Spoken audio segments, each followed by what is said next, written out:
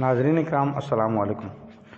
قدرت کا نظام تہ در تہ ہے اور اسے سمجھنے کے لیے گہرے مشاہدے، بصیرت اور طویل تجربے کی ضرورت ہوتی ہے، مگر یہ سب کچھ ہونے کے باوجود بھی انسان بہت کم سمجھ پاتا ہے۔ بس یوں سمجھ لیجیے کہ ساری زندگی غور کرنے کے باوجود انسان بمشکل میلوں پر محیط آئس برگ یا گلیشیئر کا صرف ایک ٹکڑا سمجھنے میں کامیاب ہوتا ہے۔ ہاں، مگر وہ لوگ جن کا باطن منور اور جنہیں اللہ پاک اپنے خزانوں سے علم عطا کرتے ہیں، ان کی نگاہ بہت کچھ دیکھتی اور سمجھتی ہے، لیکن ان کے اظہار پر قدغن لگا دی جاتی ہے۔ جو عطا کرتا ہے وہی قدغن لگا دیتا ہے۔ یقین کیجیے یہ بھی ایک مشکل اور صبر آزما کیفیت ہوتی ہے کہ انسان بہت کچھ دیکھ رہا ہوتا ہے لیکن بیان نہیں کر سکتا، بہت سے راز سمجھ رہا ہوتا ہے اور آنے والے واقعات کی فلم بھی نگاہ میں چل رہی ہوتی ہے، لیکن راز فاش نہیں کر سکتا۔ راز فاش کر دے تو سزا ملتی ہے، اور کبھی کبھی یہ سزا اتنی کڑی ہوتی ہے کہ اس سے یہ صلاحیت یا عطا کردہ علم چھین لیا جاتا ہے۔ اللہ اللہ! اس سزا کا تصور کیجیے کہ جو انسان ہر لمحہ روشنی میں گزارنے کا عادی ہو، اسے مستقل تاریکی اور اندھیرے میں دھکیل دیا جائے۔ گویا روحانی دنیا کے مسافر پابند ہوتے ہیں، ان پر بے پناہ پابندی اور کڑی شرائط لگا کر انہیں باطنی روشنی اور آسمانی علم عطا کیا جاتا ہے۔ جب تک انسان مجاہدات کے ذریعے اس جبر کو برداشت کرنے کے قابل نہیں ہوتا اور اس کا ظرف وسیع اور پختہ نہیں ہوتا، اسے کچھ بھی عطا نہیں ہوتا۔ روحانی دنیا میں عطا اور سزا ساتھ ساتھ چلتی ہیں۔ رضا الہی کے حصول کا پہلا دروازہ ہی صبر ہے۔ صبر پختہ ہو تو یہ دروازہ کھلتا ہے۔ پکڑ اور خدائی پکڑ سخت ہوتی ہے، لیکن دنیا داروں پر اتنی سخت نہیں ہوتی ہے جتنی روحانیت کے مسافروں پر ہوتی ہے۔ روحانیت کے مسافروں کی معمولی لغزش پر پکڑ فوری طور پر نازل ہوتی ہے، جبکہ دنیا والوں کی رسی دراز ہوتی رہتی ہے۔ دنیا میں بھی بعض مظالم، زیادتیوں اور گناہوں پر پکڑ ہوتی ہے، لیکن صرف ان کی جن کو عبرت کا نشان بنانا مقصود ہوتا ہے۔ تب قانونی قدرت حرکت میں آتا ہے۔ یہ بھی ضروری نہیں کہ انسان نے جو ظلم ڈھایا اسی میں پکڑا جائے، کیونکہ خدائی پکڑ کے مظاہر انسانی سمجھ سے بالا تر ہوتے ہیں۔ سزا دینی کسی اور گناہ کی مقصود ہوتی ہے، لیکن پکڑا کسی اور وجہ سے جاتا ہے، اور یہ پکڑ اسے عبرت کا نشان بنا دیتی ہے۔ قومی خزانے لوٹنے والے، یتیموں کا مال کھانے والے، بیواؤں کی بے بسی سے فائدہ اٹھا کر انہیں اپنے حق سے محروم کرنے والے اور شرک کا مسلسل ارتکاب کرنے والے قدرت کی پکڑ سے زیادہ دیر تک نہیں بچ سکتے۔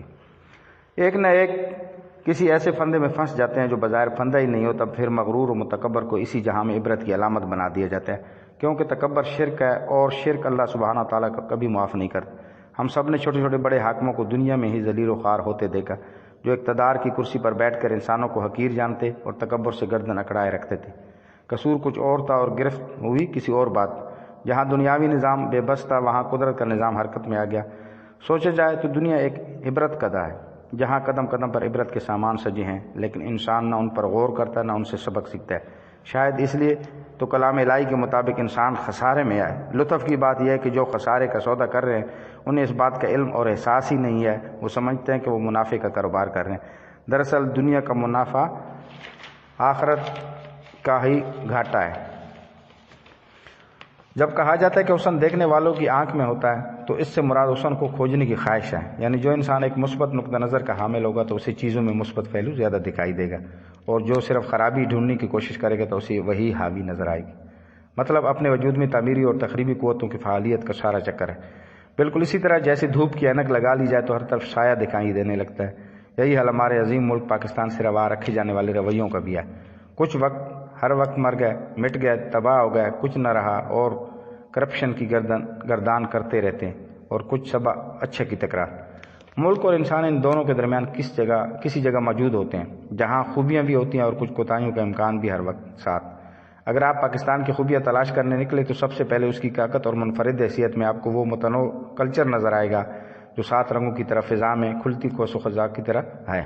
فرق یہ ہے کہ کوس قزاق صرف بارش کے بعد نظر آتی ہے، جبکہ پاکستان کی صوبائی اکائیوں کے دل فریب کلچر کا حفظ منظر آپ کو ہر وقت دکھائی دیتا ہے۔ شرط وہی ہے کہ اگر آپ دیکھنا چاہیں تو پھر موسموں کی بات کریں، تو ایک ہی وقت میں کہیں جسم کو جھلساتی شدید گرمی خبر بنتی ہے تو دوسرے حصے میں برف پڑ رہی ہوتی ہے۔ غرض یہ ایک ایسا ملک ہے جو دریاؤں، پہاڑوں کو حصاروں، نہروں، ندیوں، جنگلوں، باغوں اور سمندر کے فطری تحفوں اور عنایات سے سجائے گلدستہ ہے۔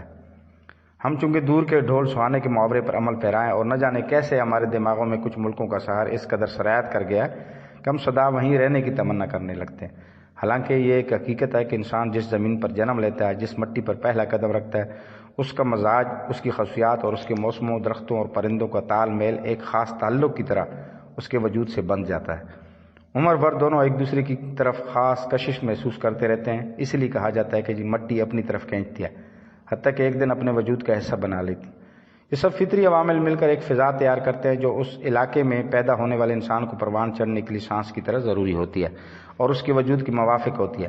اس لیے دھرتی کو ماں کا درجہ دیا جاتا ہے۔ دھرتی سے محبت اس امر کی متقاضی ہے کہ لفظی اور زبانی نعرے بازی سے بڑھ کر ملک سے محبت کا ثبوت دیا جائے، اور اس کا ایک ہی طریقہ ہے کہ اپنی تمام صلاحیتوں کو بروئے کار لا کر اس کی ترقی کو مقصد حیات بنا لیا جائے۔